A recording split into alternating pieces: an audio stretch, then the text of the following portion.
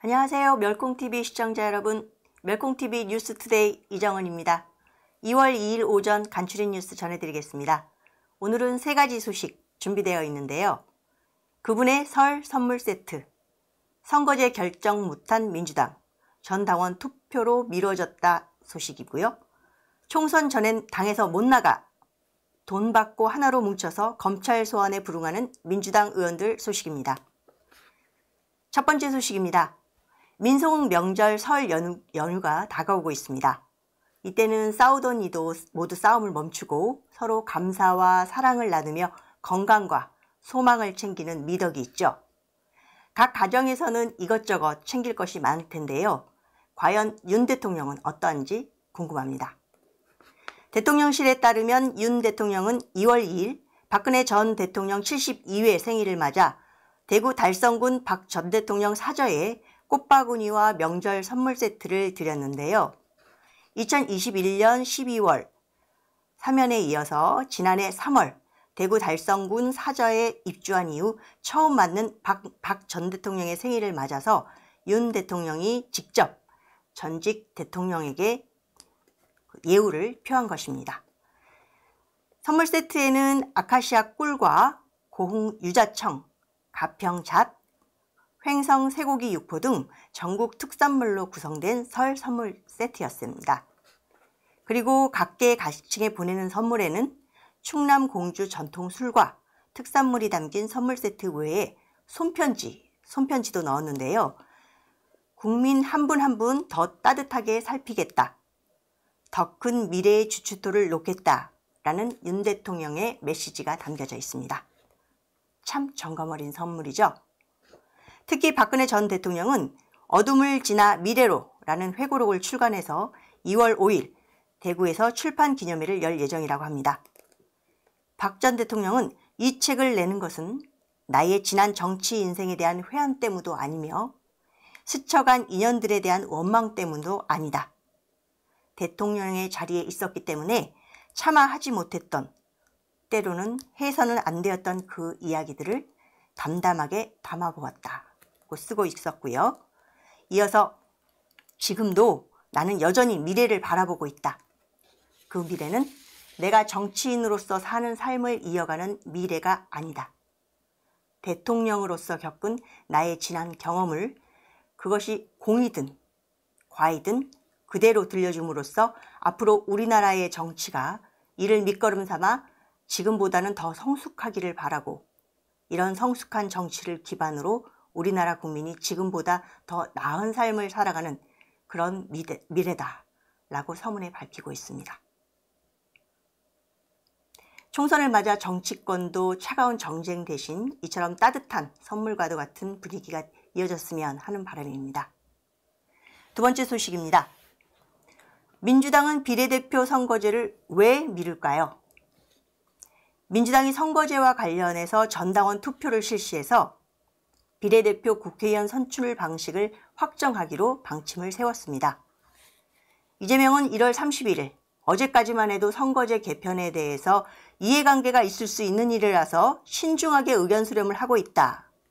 길지 않은 시간 안에 허심탄회하게 말씀을 드리고 대화할 시간을 갖겠다고 밝혔습니다. 어제까지 확답을 미룬 셈이죠.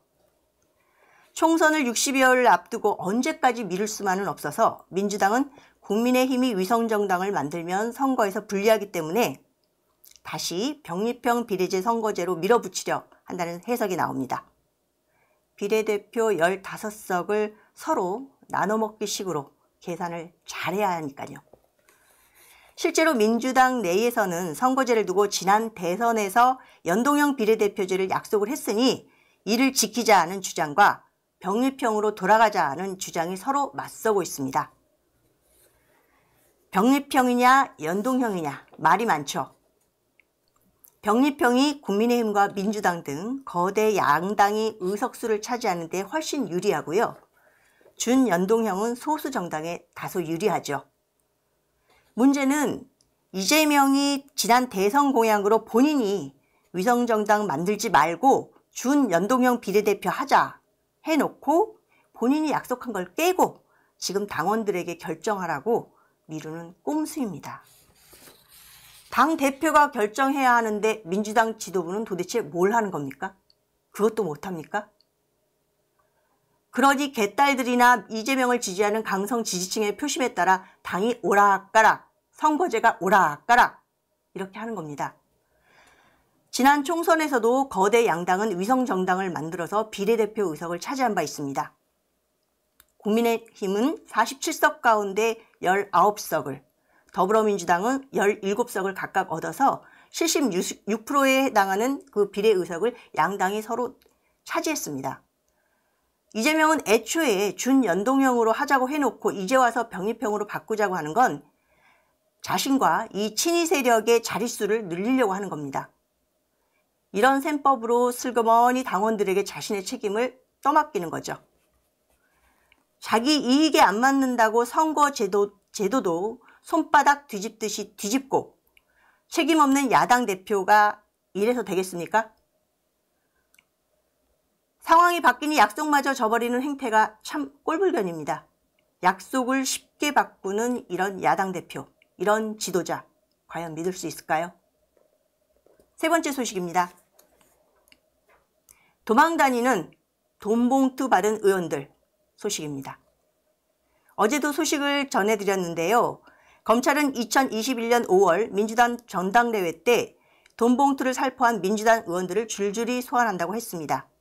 그런데 해당 의원들이 일정을 이유로 자꾸 조사를 미루자 정식으로 검찰 소환을 한 겁니다.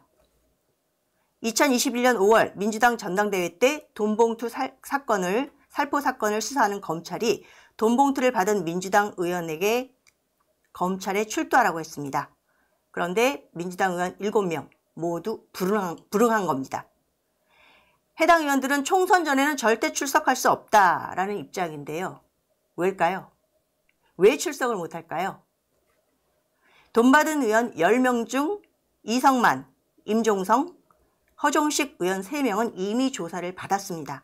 그런데 나머지 의원 7명은 2021년 4월 28일 국회 외교통상위원회 소회의실에서 열린 송영길 전 민주당 대표 지지의원 조찬 모임에서 참석을 했고 여기서 돈봉투를 받았습니다.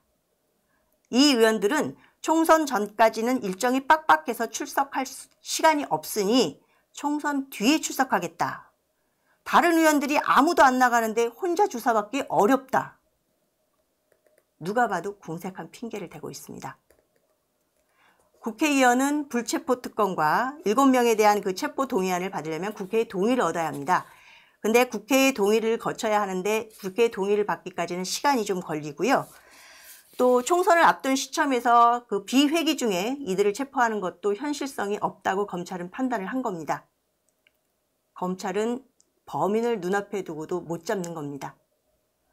이를 두고 한 법조계 관계자는 야당 의원들이 마치 스크럼을 짜듯이 검찰 조사를 거부하고 있다라고 했는데 왜 이럴 때 하나로 뭉치시는지 알 수 없습니다. 부끄러운 줄 아십시오. 치졸합니다. 네, 여기까지 오늘 준비한 소식입니다. 지금까지 멸콩TV 뉴스투데이 이정은이었습니다. 고맙습니다.